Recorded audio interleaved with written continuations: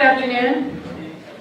My name is Patsy Hicks, and I'm Director of Education here at the Santa Barbara Museum of Art. And it's our great pleasure to partner with Arts and Lectures in many different ways, but especially in this afternoon, with this idea of generating ideas and creativity, something that is so much a part of an art museum, even though it might not be the part that you see as a visitor. I think people tend to think of museums as static places or stewards of the past, but unless we have an active generation of creativity and new ways of thinking, art museums will be stuck in the past and not a part of our future. So we're very excited that each one of you has come here to develop your own creativity.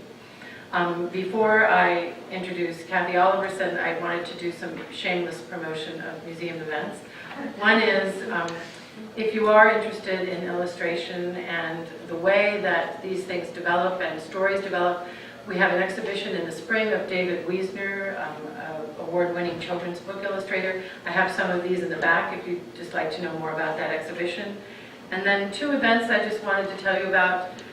One is Dia de los Muertos, which we are celebrating early this year, this Sunday. It's a free community event. And it's a wonderful opportunity to hear, again, thanks to Arts and Lectures, some fantastic music. Yolo Tecuan coming from Mexico. I can't remember exactly where in Mexico. Guerrero State. So do come for that. There are mariachis as well, and art activities and dance. And I also included free passes for you if you want to pick one up and come back anytime with your family. And then finally, in conjunction with the British Art Show that's ongoing upstairs, we are offering an atelier, which is a kind of an evening of an alternative approach to art. In this case, we're riffing off the bright young things of London between the wars, meaning World War I and World War II. Sometimes it seems like we're always between the wars. But they were a group known for treasure hunts through London, kind of scandalous behavior. And although we're not encouraging scandalous behavior, we are encouraging costume and brittle wit. So if you wish to come to those, this information is in the back.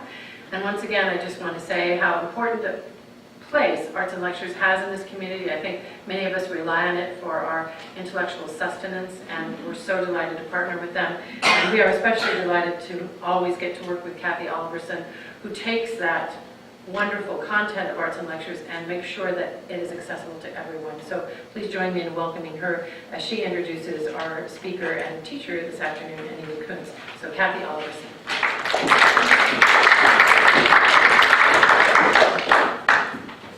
Thank you. It's a complete honor to be able to partner with the Santa Barbara Museum of Art, and then this afternoon as well the Santa Barbara Art Association. Arts and Lectures, it takes as many opportunities as possible to take our artists, our speakers, our performers from the stage and into the community. This is Anita Kunz's fourth educational session. This is about her 7th session in 2 days of work. She's been here. She's been to each of the 3 high schools giving a workshop. She gave a public talk last night, and she's done some other sessions. So Anita Kunz has produced cover art for magazines including the New Yorker, the Rolling Stone, Time, the Atlantic Monthly, and New York Times Magazine, and has illustrated more than 50 book jackets. She has been honored with many prestigious awards and medals, and her works are in the permanent collection at the Library of Congress and the National Portrait Gallery, the Canadian Archives in Ottawa, the Musée Militaire de France in Paris, and the Museum of Contemporary Art in Rome. Just before we welcome Anita, I would also like to go out of sequence and make some shameless promotion for another event that is happening in the Lyndon Bruce Thematic Learning Initiative, which is the program that has also brought Anita, and that will be Myra Coleman, another New Yorker cover artist, coming to Campbell Hall on October 24th at 7:30. You can see all of this on Arts and Lectures website. So, Anita's really changed the way for so many students now, more than 100 students in Santa Barbara, of how to think of ideas, how to generate ideas, how to make something out of your ideas, and it's completely different from our idea of, gee, I need to think of an idea. The ideas are all out there, and I look forward to seeing today how you all work together to see how you're generating your own ideas. Can you please join me in welcoming Anita Kunz?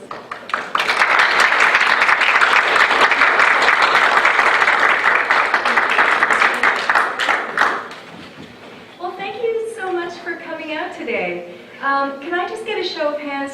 How many were there last night? Oh, so, okay, 1, 2, 3, 4, 5. Okay, excellent. So you'll forgive me, I'm going to show my covers again, but I'm also going to show a lot of rejected ideas. And sometimes I think the rejected ideas are better than what they ended up publishing, but there you go. For whatever reason, they don't always get published. So, you know, when I talk to students, one of the most asked questions is, how do you come up with ideas? And it's, all artists come up with ideas in different ways.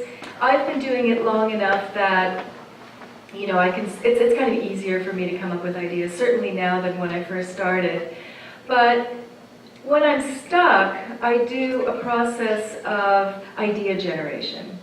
So first, I'm going to show you a bunch of, again, the New Yorker covers for those who haven't seen them, and then we'll see, and then we'll do a workshop, and we'll see what we can come up with. I've done this with college students, and a couple times they've actually come up with ideas and little drawings that I think were good enough to be on the cover of the New Yorker. So you never know, and I always promise, if something is good enough, I'll show it to Françoise, you know, so, because she's very open about where she gets covers.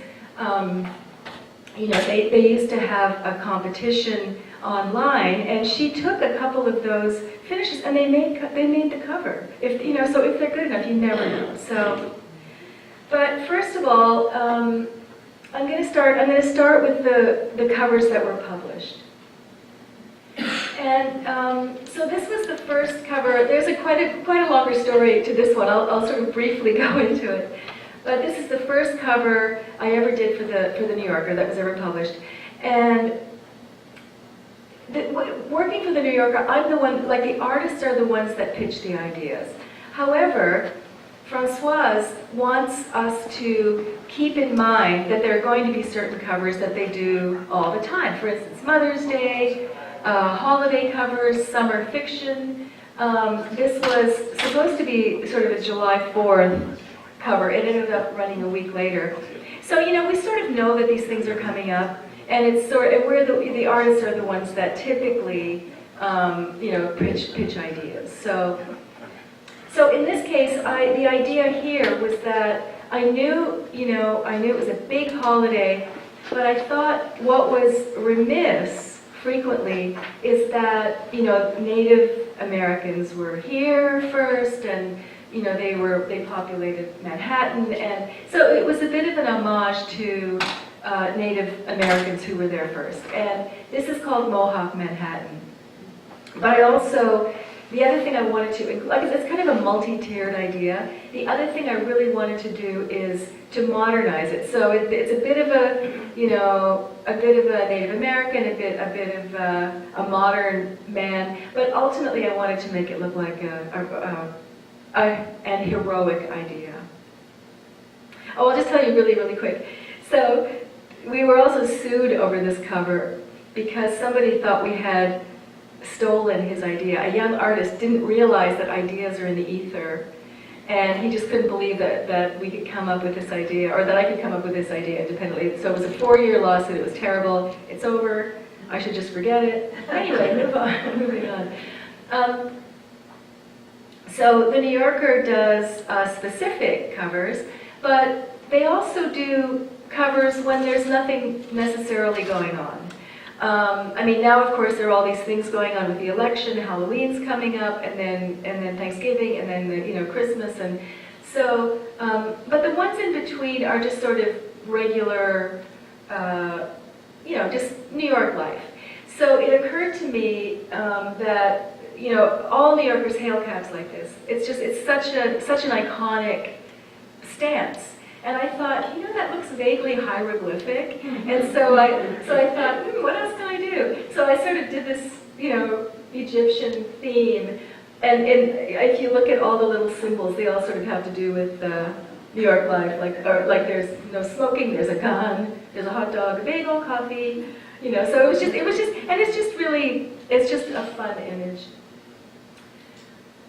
So this was a holiday cover, just playing around with the idea of a personified or anthropomorphized, I guess, Rudolph the red-nosed, weird-looking reindeer. You know, the New Yorker really publishes all kinds of stuff. You know, there's such a diverse group of artists who work for them. It's really pretty amazing. She really, I mean, she's really my favorite art director to work for. For those of you who missed it last night, you really missed kind of a rare opportunity because she's so busy. She doesn't do these talks very often. And you know, the New Yorker has this little mascot, Eustace Tilley. And she was kind of explaining last night that he's the mascot, and he's been around, I think it's 90 years now. I mean, it's such a long-running magazine. And every now and again, like I think once a year they publish the original one, and then the rest of the time they just do all these different variations. And you know, it's actually becoming harder and harder to come up with something new. But in this case, I just switched the heads, and that's all there was to it. You know, you in California understand drought and water shortages, and I wanted to do something that had to do with what I believe to be an upcoming global water shortage, and you know, my fear that there will be bloodshed for water where there has been bloodshed over oil. So, you know, the thing about doing a cover is that, you know, you can't, like sometimes the use of humor is a way to make something more palatable. You know, I don't want to do something that's blood and gore and, you know, really scary because, you know, people are eating breakfast and looking at, you know, I mean, there has to be some entry point to the conversation. This is called Happy Trails. And this one I did at the end of Bill Clinton's presidency. And I sort of did it, I don't know if Francois knows this, but you know, everybody was bugging him about his weight all the time. And he was, you know, everybody, when he was eating French fries in restaurants, everybody was making a point of it. And so I sort of wanted to give him a little, you know, little meat. So this would be one of the other sort of, you know, I mean, it's just, you know, they do stuff about, you know, politics, about social issues, about life in New York, and this was just basically life in New York.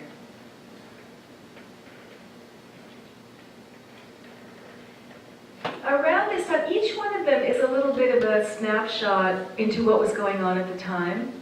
At this time, I guess it was in 2004, that was 12 years ago, somebody had said that somebody had cloned a human being. I don't know if you remember that. And I don't know, it was in France or someplace, and I don't think they did, but I recognized that it was Mother's Day, so I wanted to do something about cloning. And I came up with this idea. I sent her the sketch, and she said, you know, that's great, but why don't you put a little vial in her hand, just so the idea is clear that we're talking about cloning and not just a mother-daughter scenario. This one, after September 11th, a lot of people who were doing satire felt a real chill because, of course, the country was in mourning and it had been such a horrific event. But the New Yorker was one of the first to publish something that had to do with the invasion of Iraq.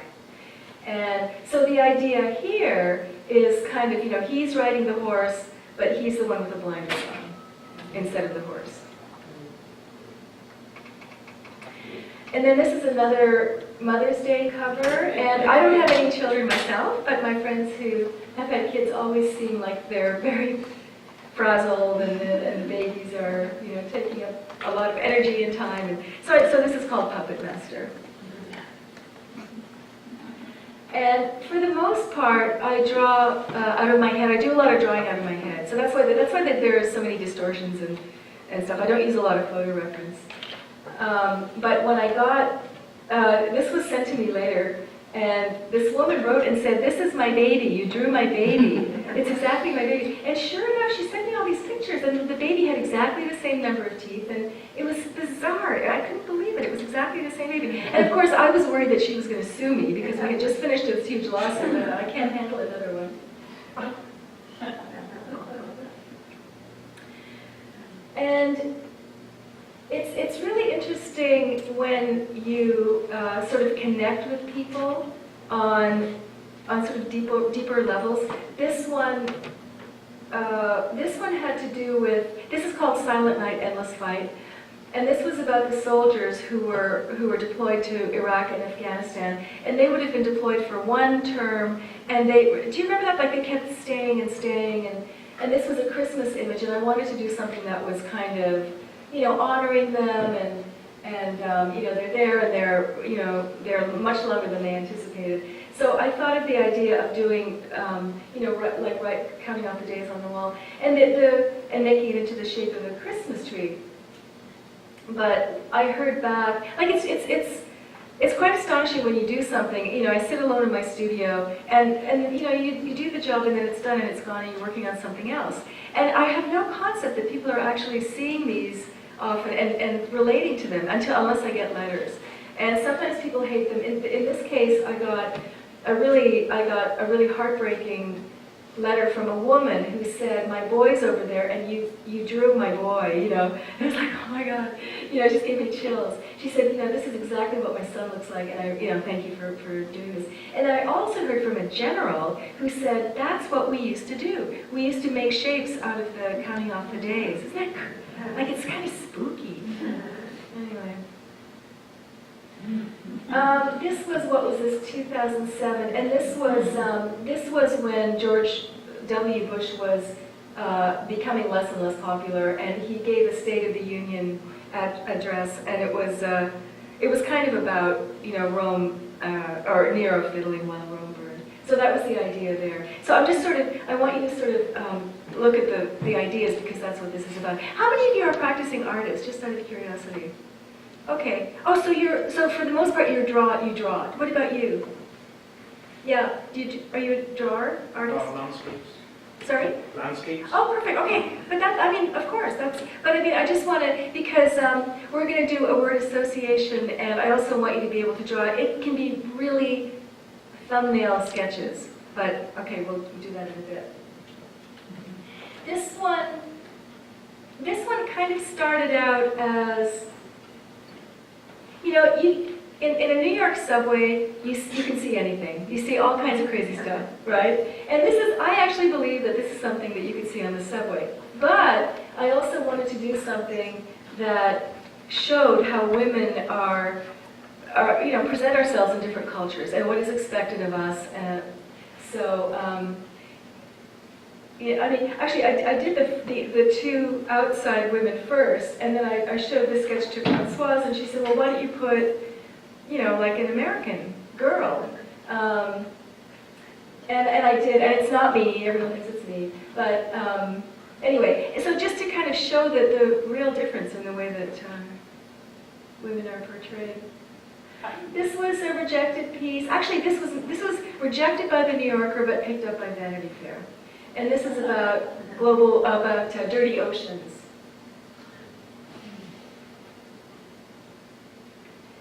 And similarly, I pitched this as a New Yorker cover about global warming, and they took a pass, and instead Vanity Fair ran it for the green issue. I have a question. Yeah, oh, please ask questions, yeah. Sorry to interrupt. No, please. Back to the piece where you were portraying women from different cultures. What was the title of that? You know what, the title was Girls Will Be Girls, but I didn't call it that. I actually thought that kind of trivialized it. I actually titled it Three Visions. Okay. Because to me it was about, envisioning different, ideologies. And also, the two women on the outside, you could see their eyes, but the one on the inside is unclothed everywhere except for her eyes. So when I do ideas like this, they're really, I put them out there not to make any statements, but rather to start conversations. Did you get controversial feedback about that piece in particular at all? Or? There was a lot of feedback. I don't remember much of it being negative, but yeah, there were websites. Yeah, there was a lot of dialogue about it. Yeah, Nice. yeah, and a lot of it was good. Yeah. When I see the Trinity like that, I think the Three Monkeys. Oh yeah, You know, sure. people- Yeah. people- So I was trying to see that there.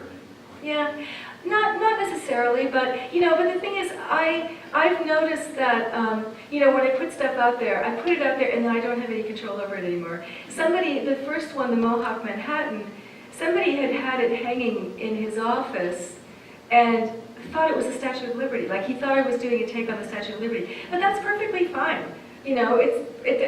Once it leaves my hands, it's I give it over to the world. Yeah. A couple of questions. I was wondering what medium you use Oh. and what size you make your pieces, and then do you sell them afterwards, the originals? Or I do. I work as an illustrator. That's how I make a living. But I also do quite a bit of fine art. And that's the work that I show. The fine art is what I typically show. And they're very different. They're actually very different. I use water-based materials for both practices, but the illustrations are watercolor and acrylic. And typically they're pretty small, mostly because sometimes I have to do them very quickly. Like I've done time covers in a day, just because I had to. I mean, time covers have a crazy schedule because they're weekly. So, and I do them small just because I don't have time to fill the real estate, But the fine art is bigger, and that's acrylic. But the smaller ones are watercolor and acrylic. And the illustrations. I sell them sometimes. I've had shows of them, but I've also, some of them are in the Norman Rockwell Museum, and I sort of would rather donate sometimes to museums, because I know they'll be looked after, and and if heaven forbid something happens to me, I don't want my husband saddled with like hundreds of images, So I'd rather have archives in a place where they look after them. Oh, am I going backwards? Okay. And this one was when Kim Jong-un detonated a hydrogen bomb. And we had actually done this earlier. We had done this a couple of years ago, and because obviously he was doing something dangerous then, and then something else came up, but they kept it in their archives, I guess, and waiting for him to do something stupid again, So, and sure enough, he detonates this bomb. This one is another retake of the Eustace Tilley character. There was recently I guess it was his 90-year, I think, anniversary. So Francoise got, I think what she did was she got 9 different artists to illustrate a decade, and I got the 70s. So I have him as a hippie smoking pot, which I never thought I'd ever do for a magazine cover, but there you go. So this is the process. I wanted to do a picture of Marie Antoinette baking cake, because she's always said, let them eat cake, she said. So this is like, it's pretty bare. It's pretty bare minimum. But she doesn't care, because she's, she knows artists, she lives with artists, she's an artist herself, so she can read, sketches like this. So she liked it, and then this is what I did next. So I just refined the idea. I made it look, I really paid attention to her hair, what she would have been, like the crockery that she would have been using. And then this was the final illustration. This one actually never ran, but anyway. What happens if they don't run it, but you put all of that time invested into it? Well, but you get it's sad. You get paid. I get really sad. Yeah, they're very generous. Yeah, I get paid. The great thing about working with the New Yorker is that you're part of this bigger thing. I mean, it's such a long-running magazine, and they've hired like David Hockney, they've hired William Wickham, like incredible artists. So it's really an honor to be part of this great tradition. And the thing is, when so they pay very well, and then when there's a cover, there are collectors who buy the art. You can, unlike other magazines, you can make a nice amount of money for them because there are always collectors who will buy the work. Yeah. Okay, so now I'm going to show you a lot of rejected ideas. So I can go through these. This is Tiger Woods. And that's a mad cow. And I've done a lot of ideas that have to do with the economic crisis. And this was around Easter time, and so the rabbit only has one egg. This is a Freudian slip. So some of these, I'm kind of, I keep sort of hoping that she'll print them, but we'll see. And then, of course, there have been always, for years now, stories about articles about privacy issues, and so I did this, and then more recently I put Barack Obama there, and I submitted that again, but they haven't done it yet. So this was when Greece threatened to leave the European Union.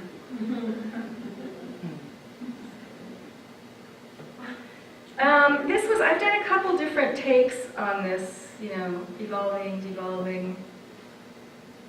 That one of the problems is that, now that with the internet, there's been such a democratization of ideas. So often I come up with something and then I go, oh, better check the internet, and almost invariably someone else has done it, So, whereas, years ago we were sued for something like that, now it's a given. You'll probably come up with an idea that somebody else comes up with, but what matters is how you execute the idea and how you make it personal. Yeah? I came in a little bit late. I don't know whether you covered this already, but you mentioned something about a lawsuit earlier. Oh, and, yeah. And where have you run into legal issues? The first cover I ever did in 1995, it was a Mohawk Manhattan, and it was I tried to make a heroic-looking Native American with with a mohawk cut in the shape of the New York skyline. And Françoise received a phone call from a young man, a young artist, saying, I can't believe you did this. She stole my idea. And so I didn't know who it was. I've never heard of him. So I called him up, and he said, I'm so sick of this. I took my portfolio to Time Magazine, to Newsweek. Everyone's ripping me off, and I've had it. And he felt a little unstable, and I was really, really worried. And I thought that was enough. Because everyone knows that when I teach, I give an assignment, and 3 students will come up with the same idea. It's a given. It's part of our collective unconscious. And you use similar ideas to make a point because you understand that people will understand them. So, but anyway, and then a month later, I get a subpoena at my door, and the whole thing took 4 years. But the interesting thing is that it was actually nightmarish because I didn't know. First of all, I didn't do it. It's crazy to rip someone off and put it on the cover of a national magazine. That's career suicide. Who would do that? But what ended up ultimately happening, I didn't realize this till later, but it was a precedent-setting case, and it's now used in case law. This is what legal students learn. So, anyway. So you prevailed? Oh yeah. Yeah, definitely. And we prevailed for a number of reasons. First of all, when I finally did see his work, it looked very similar to an artist I know. So if he thought I was ripping him off, then he certainly was ripping the other guy. And it just kind of made our point about overlap. Yeah. And he said you must have seen. It was in T-shirts. It was on T-shirts all over Manhattan, and we found out he sold 11 T-shirts. So he had really, really exaggerated. And then plus, thankfully, the judge who was I think he was an opera fan. So I think he understood the concept of creativity, and he understood that, you know, and the problem is this young man kept appealing again and again and again because he had a lawyer who was working pro bono. So it just kept going on and on. And finally the judge said, look, stop it. If you don't you know, remove this case, we're going to make you pay for all the legal costs up until, that must have been a couple $100,000. And then he stopped. So thankfully. But, you know, it's not something you want, it's not something I hope I ever have to go through again. In the same vein, have you ever had to bring someone to court? Well, I do when it's blatant. Like, you know, somebody took one of my pictures and put it on the cover of a CD to sell. Some people have, you know, but they're my images. There's no question that they're my images. You know, other people have taken my images and used them to brand their companies. So yeah, I mean, that's really, you know, I don't really personally deal with that stuff. I have a lawyer, and I say, look, you know, this guy's making money from this, can you know, like it's kind of a, if they're making money, I should be compensated as well. Do you know what I mean? Like it's not, I'm not trying to make any point. You know, it's funny, a lot of my friends, you know, this happens so much now. There's so much internet theft, it's crazy. And people, some of the artists I know, they get so upset and they do a public shaming. And I'm like, don't do a public shaming, just get some money. You know, they're making money from you, so you know, it's business, right? Do they settle out of court usually? Oh yeah. I don't want to go to court. You know, I just, you know, if they're making money from it, I deserve to be paid because because they're using my image. And What type of lawyer do you have to deal with that? a really scary one. Yeah. He frightens me. Is he an entertainment lawyer? He's a New York lawyer. You know, Is he an entertainment lawyer or?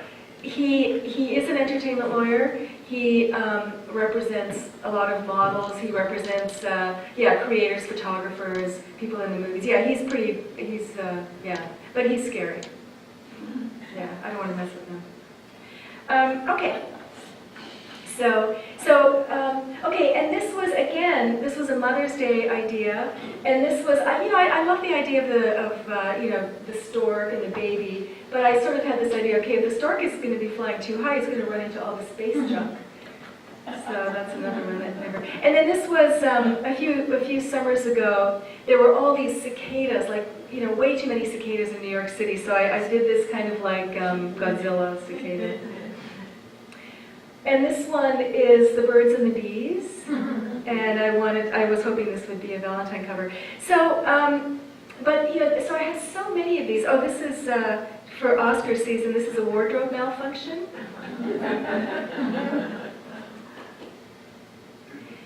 This is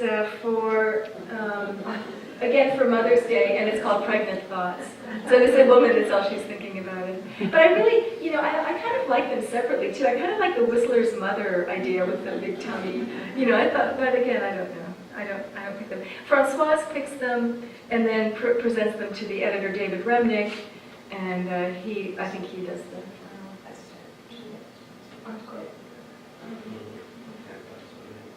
Sorry, did you have a question? No, I just thought that, I heard the lecture last night. Oh, great, yeah. And I thought that Francois would have to present it to David Remnick so you just there. Yeah, she does. I mean, I used to work for her when Tina Brown was there, the British editor. And Tina Brown, she just loved controversy, anything. So Francois' husband, Art Spiegelman, would do things like around Easter / tax time. I remember one time he had a crucified rabbit on a whole bunch of tax returns. Nobody does that kind of stuff anymore. That was, there was some crazy stuff going on way back then, but that was Tina Brown. Yeah? You talked about the cicadas on top because it's a big problem in New York. But of course, the New Yorker is read and enjoyed worldwide. We Yeah. had it in California here. Yeah. So have you ever had somebody rejected because it was too local, too parochial? In other words, Not necessarily. I mean, they are a New York-based magazine, so they do a lot of New York-centric imagery. But I've had stuff rejected for any number of reasons. And the other thing is, I've never asked Françoise how many submissions she actually gets, but I think she gets a lot. There's so many illustrators in the U.S. She must be bombarded with images. I should ask her one time. I'm really curious, because every now and again I send ideas and I think, oh, she hates my work, I'm afraid of the cover. But it could be just that the volume of submissions, it could be 1 in 200. I have no way of knowing. So, anyway. You always have to incorporate the logo. It's always at the top. Yeah, I do. I don't have to. But, it's just a way that, it's so she can present it to David Remnick, and it'll be either it'll be an immediate read or it won't be. And it's just making my case further, right? So, so this one had to do with the melting of the polar ice caps, and so I wanted to do a arc, version too, and so all the northern, Inuit and whatever, walruses and polar bears.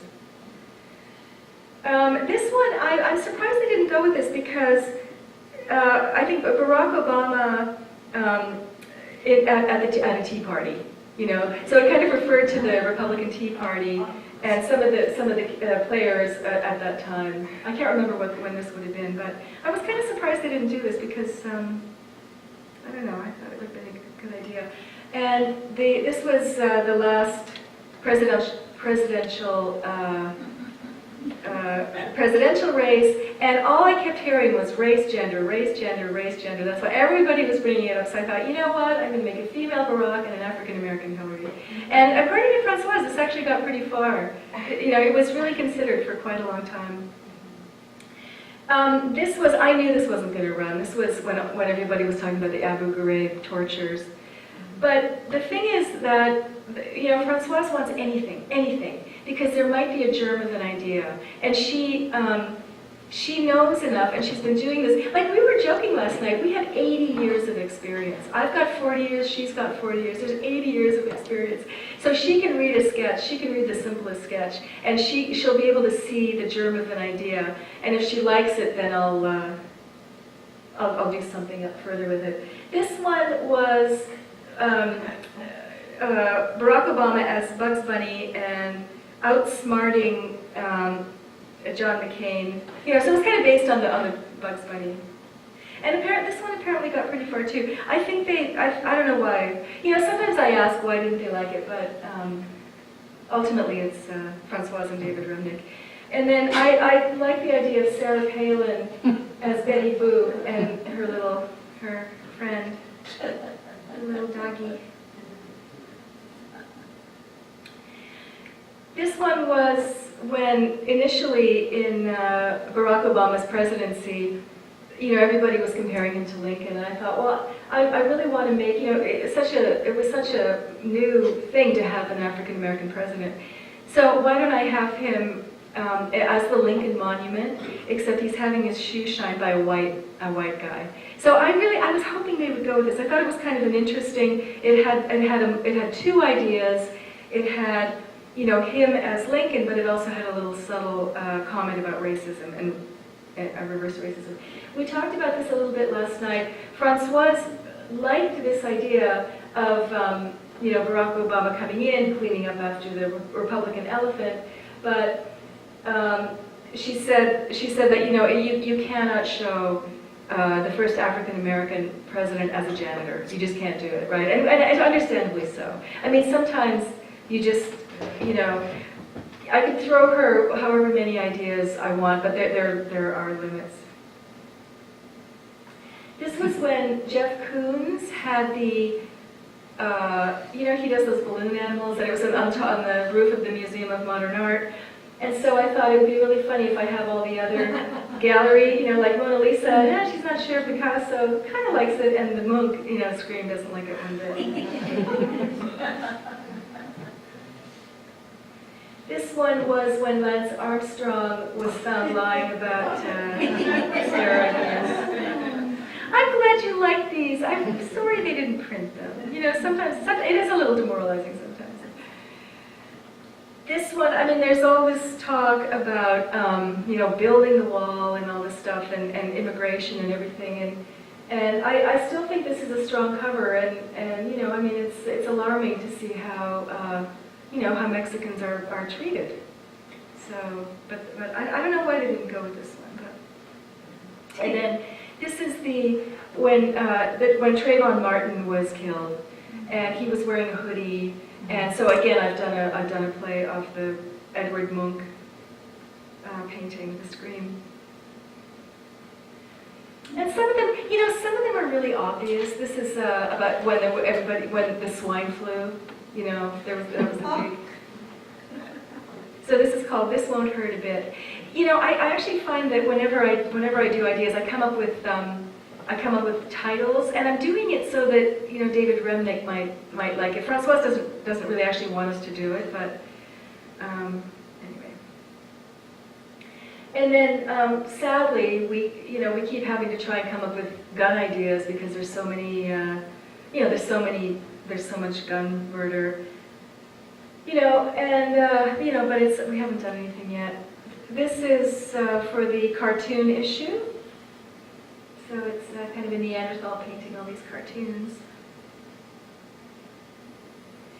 This one had to do with, I really love the old medical illustrations, and where they draw, they're always wrong, like way from the past. I mean, I love this kind of, this human knowledge, trying to figure out how the human body works. So, but I thought it'd be kind of interesting to do the veins as the subway, map of the subway.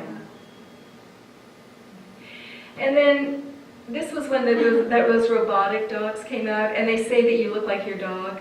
So I did this around the Westminster Dog Show. Another one about the melting of the polar ice caps. And then some of them are, this is just a winter scene, and she's got a big white woolen hat, but I wanted to make it look like ski runs, the skiers. And then I rewrote this one. The funny thing is though, I looked, again, I searched on the internet. This has been done already so many times. It's amazing, People come up with ideas, and well, I mean, that's my point, that people come up with ideas independently, and so. This one is called Full Moon. And this one has to do with, how sometimes guys wear their pants here, I don't know how they walk. And women, have their pants down here with thongs. That three back, you had a very beautiful, romantic-looking young woman, which you don't usually do. Her face looks quite finished there, like you've done a lot of work. You do more, but I like that. I love her. Do you do more like this at all? I do sometimes. I mean, it all depends on, when I come up with the idea, I try to make it, I try to render it in the way that puts forth the idea the best way I can, right? You do a lot of illustrations for fiction stories that would be in Saturday Evening Post, used to be in Saturday Evening Post, Yeah. calls and that sort of thing that are kind of romantic, oriented quote to a woman's meager, pardon me. Do you do a lot of illustrations for articles like that? There aren't a lot of illustrations. That market has dried up. Even the field of illustration has dried up considerably because magazines aren't flourishing like they used to flourish. Everybody's getting their information on the internet, and even something like Time magazine is almost like a brochure now. I don't know if you've seen it, but nobody, it's so thin. If you look at Rolling Stone magazine, used to be like this. Now it's really small. It's just not what it used to be. So that kind of work, like a lot of my teachers, I had a lot of great teachers. I studied at the illustration workshop in New York, and these were the best. These were the artists who were doing all the beautiful romance books and women's magazines in the 60s. But it just doesn't exist that much anymore. So it's sad. But things change all the time, and you can't really do much about it. So this idea, one thing that I try to do is, I think what the New Yorker likes is when you put two ideas together. So this was, I proposed this for the summer, one of the summer issues, and it was one of the summers where Barack was just being criticized and criticized. So this is called Obama bashing. So this has the idea of being bashed, but also has the idea of it's summer, there are, amusement parks, and this is a Thanksgiving idea. This is called Please Pass the Turkey. And again, putting together two ideas, the idea of football and the idea of turkeys. Have you ever been asked by some cartoonists if they could take your idea, pay you, and use it as a cartoon within the magazine or some other magazine? No, that's a whole different thing. The New Yorker cartoons, that's a whole different, that's Bob Mankoff, that's a whole different. I've thought of some ideas, and I keep needing to sort of do little quick sketches. I have some friends who do full color stuff, but also do little line illustrations. But that's They tough. used to buy many, many gags, Yeah. a wonderful biography of Peter Arnold. Oh, yeah. And, with many, many years, they would say, I don't like what you've done, but can I buy that idea? Yeah. Give it to another artist. So Wow, I okay. just wondered if you did that. Yeah, no, I've never come across it. I don't know anybody, no, I don't think that happens that much. I don't know, maybe it did. Okay, so this is Queen Elizabeth, and it's called The Longest Run. And her reign is longer than Elizabeth and Henry VIII. And this is this was in contention for the cover for when the Bataclan Club was, I guess it was last summer when the terrorists opened fire and killed all those people. And this is the French symbol, Marianne, and crying. So I've done pictures of most of the presidents on horseback. So I thought I would do Barack Obama, and this is called Bumpy Ride. But he's actually doing pretty well right now, so it's not much of a bumpy ride. But anyway, so some of them it's all about timing. This one I thought would be kind of a cute idea for Valentine's Day, and it's these massive hand-painted ads in New York on these buildings. I mean, they're extraordinary, and so I kind of like the idea that he's painting her, but it's kind of he's kind of in love with her. But I've already showed this. But as Francoise said last night, the idea had already been done. I just didn't know. I didn't realize that. And then this is post Barack presidency, and I thought, okay, what's he going to be doing, in a year or in 2 years? And so he's shopping, and there's a magazine rack behind him. It says stuff like, "Well, finally finished. It's huge," or "New tanks roll in," or "Roe v.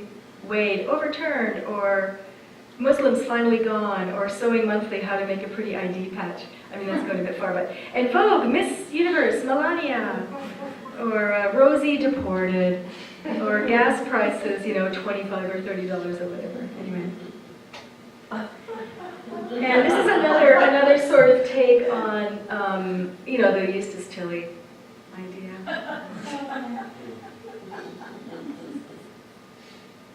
I wanted to do something that had to do with all the bees are dying, and so this is called Endangered.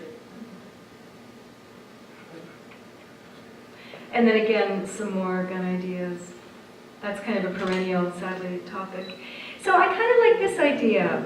I wish they'd print it. I mean, there's something about the Israeli and the Palestinian in a typical New York scene playing chess, and it has to do with kind of a move toward peace, I guess. But I also like the idea that they're playing chess, and so it's a negotiation, right? So we'll see. And then the Monopoly Man after the economic crisis.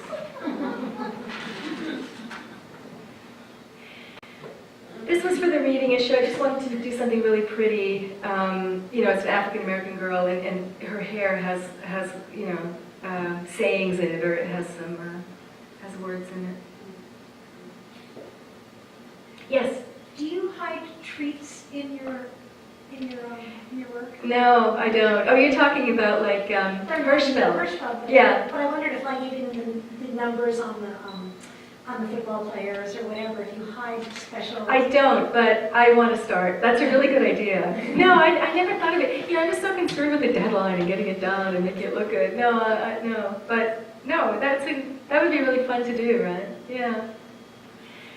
This is a summer, just a really nice summer idea, and there are birds flying by, and everybody's got tattoos now, so her tattoo mimics the birds. So it's really just, there's no heavy political idea here or anything.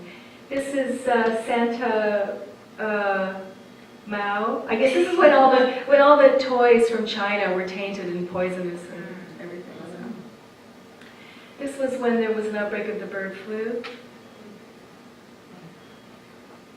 This is when Barack Obama and Michelle Obama planted a garden in front of the White House.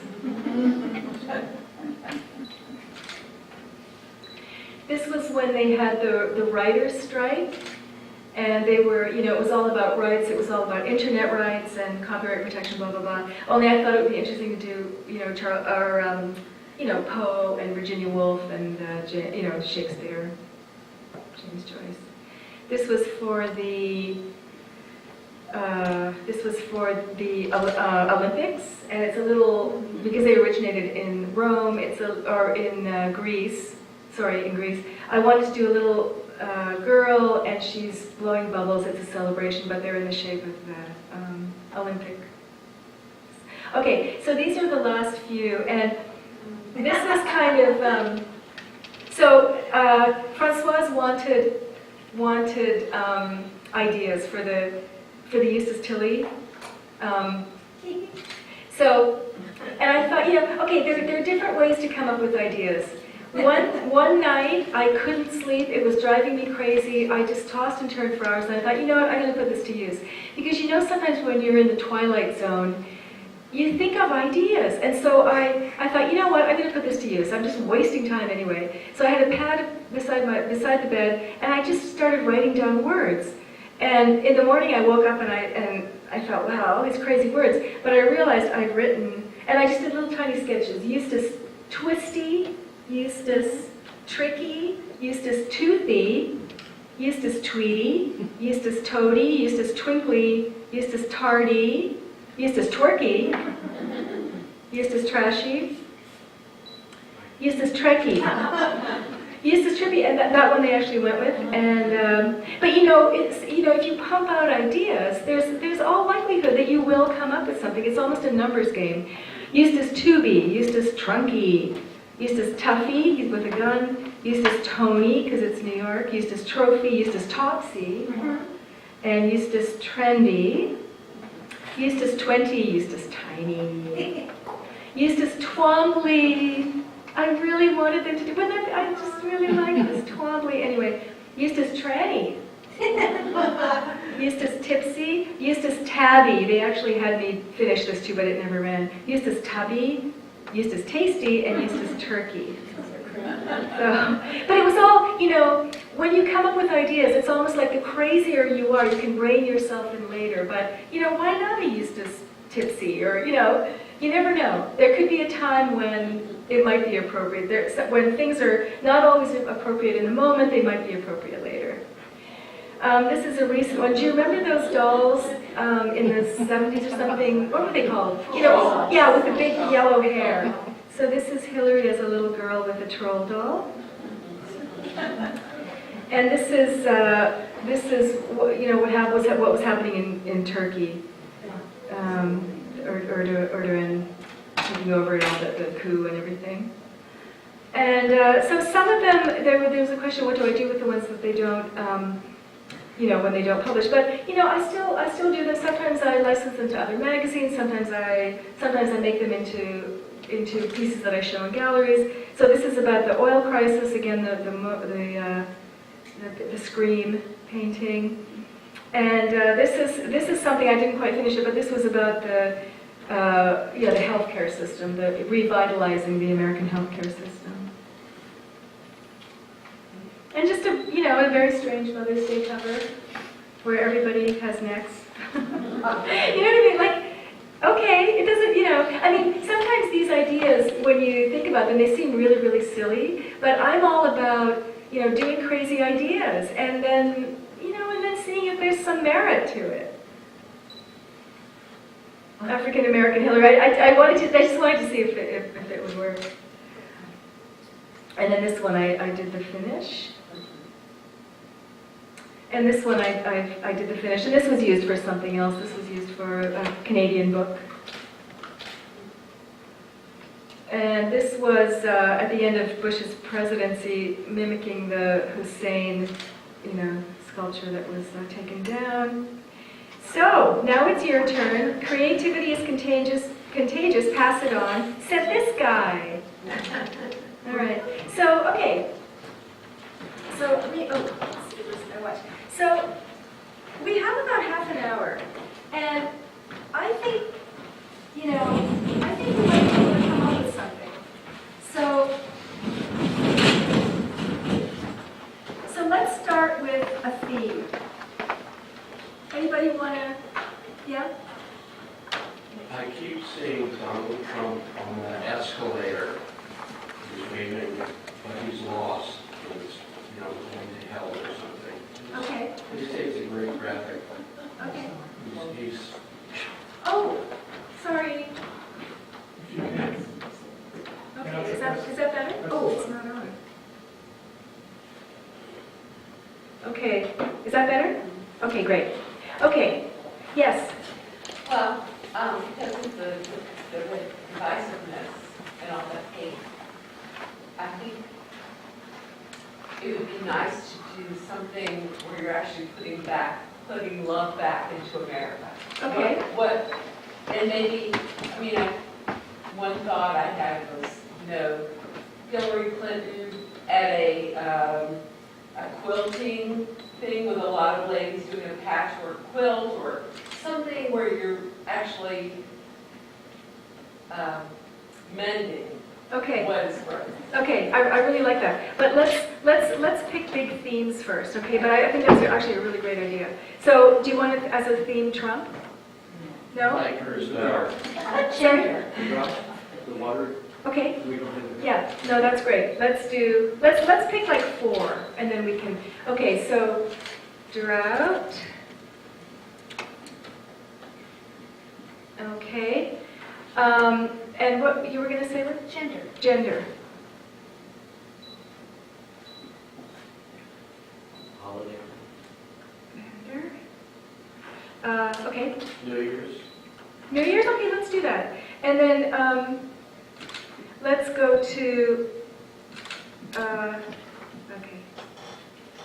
So let's go, and so yours was, what do you want to, Like day after an election, okay, post-election. post-election, Okay, or, Our leadership. okay. So this kind of word association technique is, it's a way to start getting you to think laterally instead of linearly. In other words, to try to get you out of, the way that you typically think. Okay. When you think of drought, what are some words that you associate with drought? arid, Sorry? arid. Arid. Maybe more objects, because an object is easier to draw than a description. Dust. Dust. Okay? Dying trees. Desert. Okay. And empty glass. Oh, this is good. Okay. Cactus. Hang on. Desert. Okay. Dead tree. Cactus. Water bill. Okay, let's stop there because I'm running out of room. Okay. All right. So let's just start there. Gender. Male, female, trans. Bodies. Bathroom fronts of the doors to the bathrooms. No, Okay. Bathroom doors. Okay. New Year's. Sorry? There. Champagne. I'm sorry, somebody said something else. Fireworks. Fireworks? The old man and the baby. Yeah.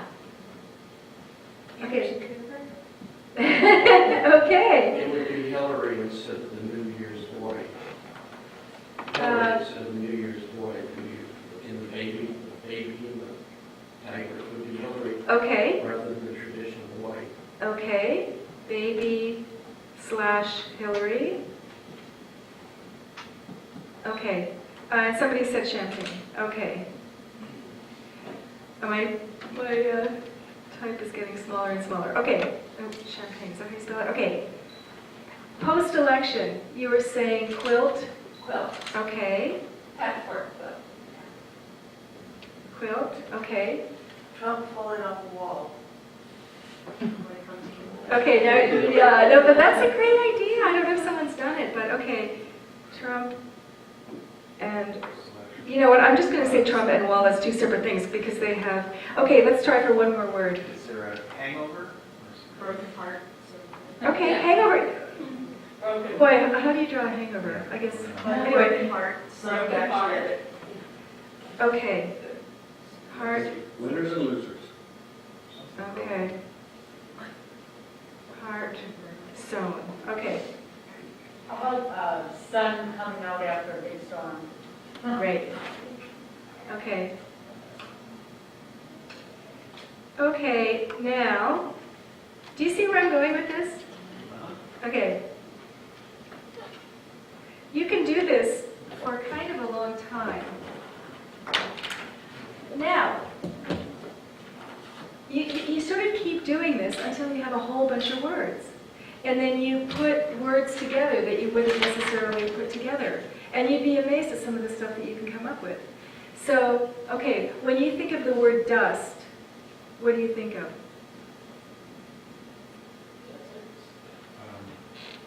Dust devils rolling down the desert. Tornado. I like the skull. Okay. Okay. The cow, horns. Oh, yeah, yeah. Oh, yeah, skull with horns. Okay, sure, yeah. Okay. The dust, I was thinking of the dust devil, a little tornado. Okay, oh, yeah. That's a Okay. strong silhouette. Okay. Sorry? How about an oasis when there's no water, it's just oil? Oh, that's good. Okay, that's really, yeah. Okay, that's actually the beginning of something really nice. Like you could do something, you could do something with that. Okay. Rain clouds. Rain clouds? Okay. The end of the drought. End of the drought. Okay. So, and now, and what about the dead tree? What does that inspire? Someone hugging it, but it's a skeleton. That'd be a tree, but So the tree is a skeleton and the person is a skeleton. the people die, or I don't know, something Yeah. like that. Yeah, kind of like a wasted, emaciated palm tree. Oh. If you suck all the life out of those palm fronds, What about if the fronds were like human hands or something? Is there something else that you could put, that you could do with it? Dead fronds.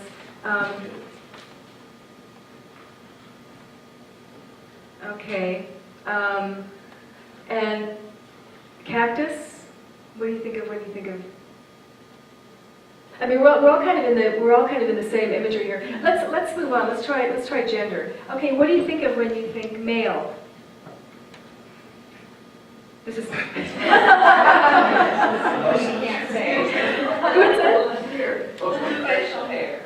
Okay, beard. Okay. Locker room. Okay. Okay. Female. High heels. Heels. Okay. Make lashes. Lashes. Okay. Flower. Okay. And for the last one, I'm just going to do, this, right? Wait, how does it go now? It's a plus underneath. Right. Plus underneath and that, right? Yeah. Okay. New Year's. What do you think of when you think of fireworks? About bursts of color. Color, right. light, yeah, light color. Color, light. Okay, what do you think of when you think of Anderson Cooper? White hair. White hair.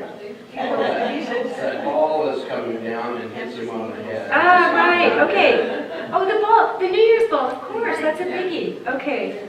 Smash his trunk on the head. Okay. New Year's ball. Okay. What about what about the baby and Hillary? How did we do that? How did we? Okay, that's already kind of a resolved idea. That would be the old man, I guess. Right. And Hillary could be holding a glass of champagne. Okay. And the baby. No, that's good. That's good. Yeah, see, but you guys are already there, so you've already got some. You see, you've already got some ideas. An hourglass. Hillary holding an hourglass. Okay. Yep. Okay. Okay. Oh yeah. Okay, that's a good idea right away. Like that's already a resolved idea. So hourglass with. So you're thinking like hourglass with somebody like Yeah, she is the hourglass. Oh. Yeah. Okay, that's really good. Okay. Yeah. Okay, that's really good. And the same with, well, what about, can we do champagne with hourglass? Is there something like maybe in the, I mean, this isn't resolved yet, but there's something in the shape of the champagne glass, right? If she's a champagne glass, then she could be holding it while he's funneling through. Yeah, yeah. Pop the bottle and fireworks. Oh, okay, that's good. But it's okay, so you pop the bottle and fireworks come out, and maybe they're actually in the shape of something? Take it a little further. What could it be in the shape of? What could it be in the shape of? Yes. Why not? Why not? Okay. In the shape of hope, it can build out. Absolutely, sure, of course. Absolutely. Okay. Shape of things that relate to all these stupid debates. I don't know about probably something just flying away from us. Yeah. I don't know. Okay. Okay. So, okay, one last one. What time is it? Okay, because I want to sort of put you in groups maybe, and just for 10 minutes, see if you can come up with other stuff, and then maybe we'll come up with something amazing. Okay, what about when you think of quilt? Well, the quilt is the stitching, right? Okay. Okay, Trump. What do you think of? Humpty Dumpty crack. That's Humpty Dumpty. Falling off the wall. That's actually a really good idea. Somebody must have done that. It's such a good idea. I haven't seen it yet. Google it. How about Yeah. Trump's head exploding? That's a great idea. Head exploding. But if you're gonna do that idea, like Humpty Dumpty on the wall, but what's the wall? The wall has a Mexican flag, or you know what I mean? Like it's his wall. Well, also, yeah. where the egg crack is where his hair is coming out. Yeah. You could do. That explains his hair. Yeah. Okay. What about Reagan saying, tear down this wall, and Trump says, no. Oh, that's really good. Drawing that analogy. That's pretty You brought it good. back. Yeah, that's A right. big wall going around Trump Tower in New York. A big wall around Trump Towers. Yeah, or around him. That's really good for doing. Okay. Something with Trump Tower. So like pieces from the Taj Mahal and other buildings create the wall. That's really good. See, these are good ideas. Okay, it's 10 after. We have 20 minutes left. Can I? So I don't know if do you guys want to just sort of form a group? Maybe a 5. 1, 2, 3, 4, 5. 1, 2, 3, 4, 5. 1, 2, 3, 4, 5. Can you do that? And then just get together and now that you're thinking of ideas, see if you can come up with something on whatever you want. Get together, because by now you will have seen tons of ideas, and you should be sort of seeing that sometimes ideas can be really silly, and they can become something really good. Okay. Okay, so I will. If you prefer to do this on your own, that's fine too. There's absolutely no pressure here at all. But see what you guys can come up with, and I'll be. Maybe we can.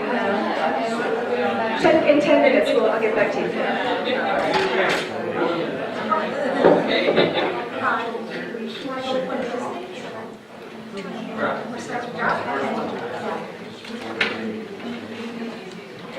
You don't need to do this at all.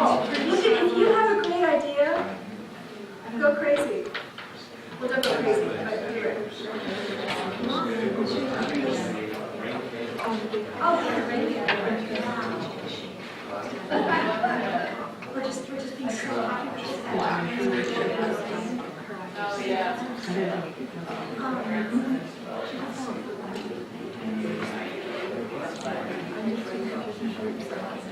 that's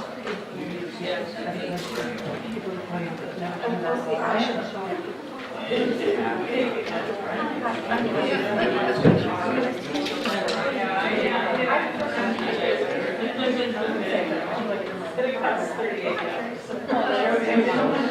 Yeah, so thank you so much.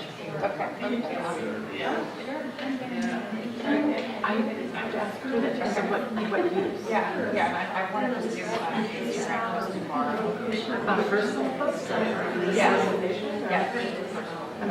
And I'll ask her. Or Kathy, do you have any sense? She's at if I ask her permission. Well, it's part of it. So why don't you go ahead and see if it's okay for, and then let me just check it. Let me just check it out. That would be great, because she's from university contact.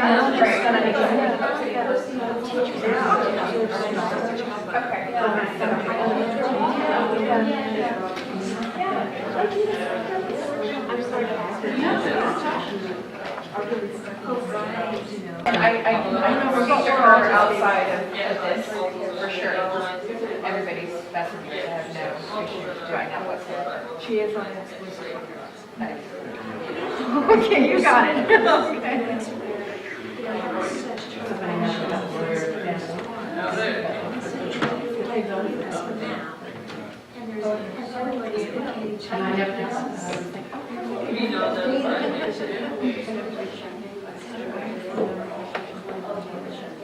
To get over there. To get above, to get yeah, there's just so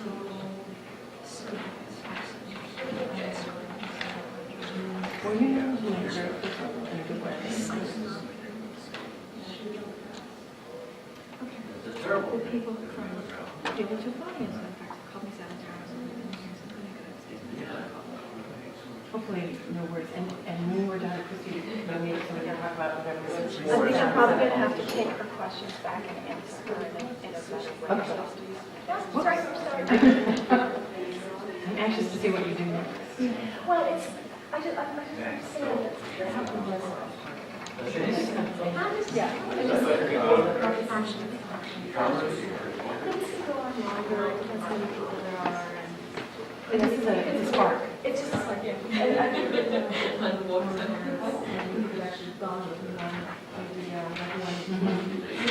it's just because you know people think it's such a big mystery, like how do you know what that is? And it's like they're actually really hard. Yeah, that's, I love that.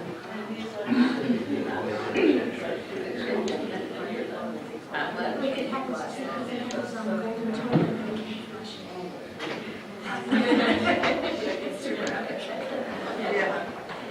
Okay, well, we're sort of running out of time, but I just wanted to know if maybe one person from your group wants to say what you've come up with. Have you reached some kind of conclusion, or is it? You got nothing? They got lots. You got lots? Too many. Okay. Well, that's actually better than if you have one idea and just stick with that. That's actually better. But like I said, you know, this exercise could go on a lot longer. You know, I mean, theoretically, it could be a whole day workshop where you then start the drawings and we go over the drawings. But And you know, I'm just going to ask you to do something that I don't like. Otherwise, it doesn't get on the video.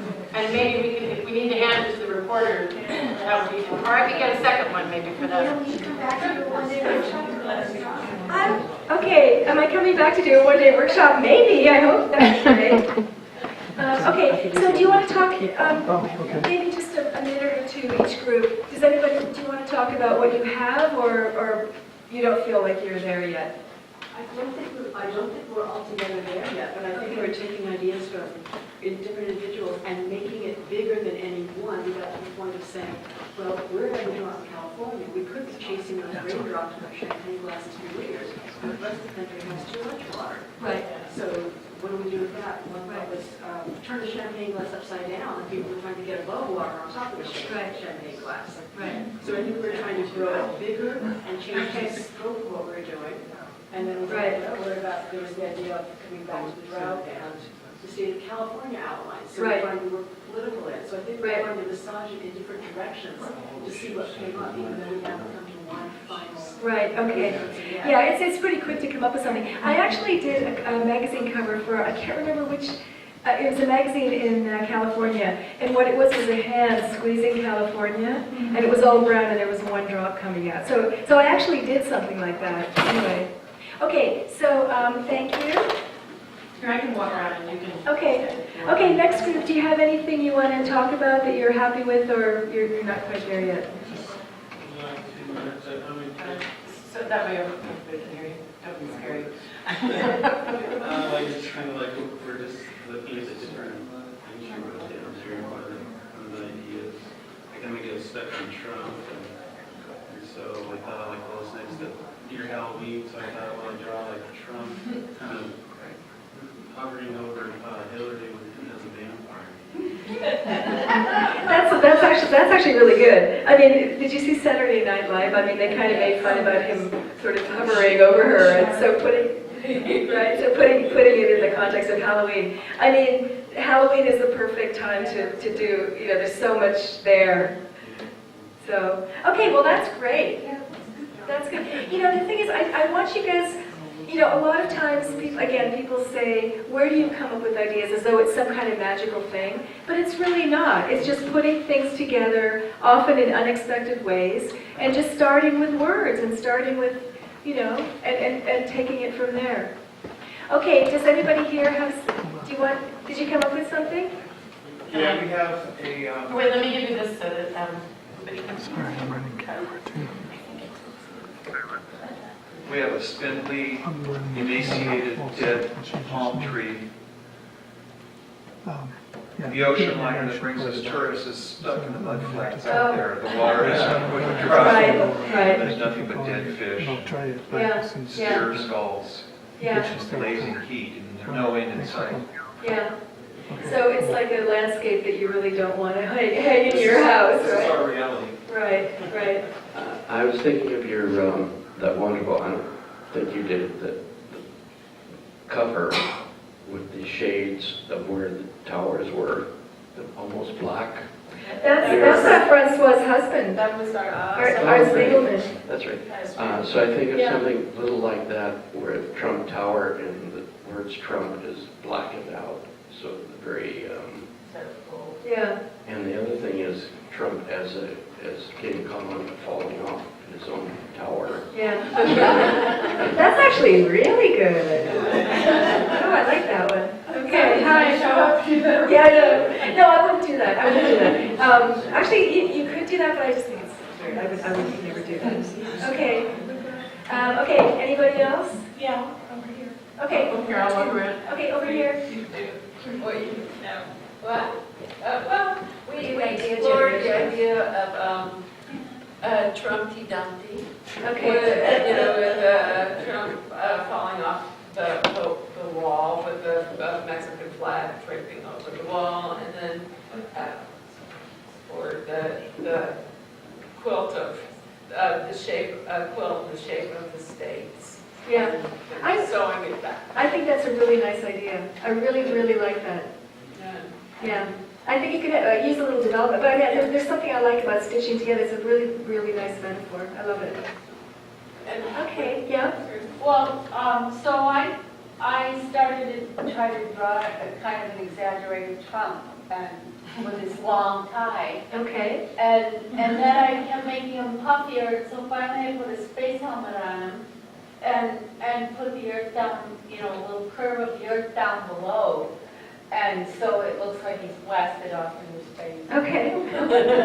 You know, it's kind of like, what was Superman, where people were suspended. When they were put in prison, they were like suspended in the outer reaches of space. Wow. Okay. No, I don't. I haven't seen that anyway. Okay. Have I missed anybody? Anybody else? No? Do you have something you want to talk about or no? Okay. Well, in that case, I think we're done. Thank you so much. This is really fun.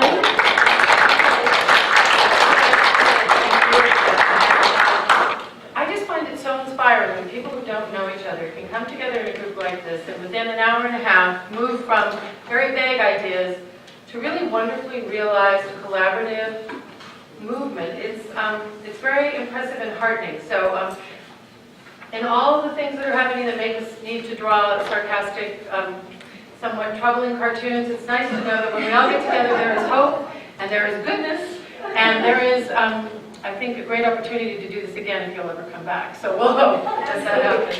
I also, wait a second, I want to introduce my friend Scott Anderson, he's an illustrator. Who did you do those great pictures for of Hillary and Trump? LA Weekly, it's their best issue right now. It's all Hillary Trump images. Have you seen it? Is it out now? Well, it is. It's just, it doesn't have distribution Okay. up here, up this far north. But if you're in LA, it's a big square-bound issue, Hillary and Trump fighting on the cover. Yeah, great. Okay, so anyway, and you might want to have Scott here at some point. He's really, okay. But thank you again, and thank you, Kathy, again, and to Arts and Lectures, such a wonderful asset.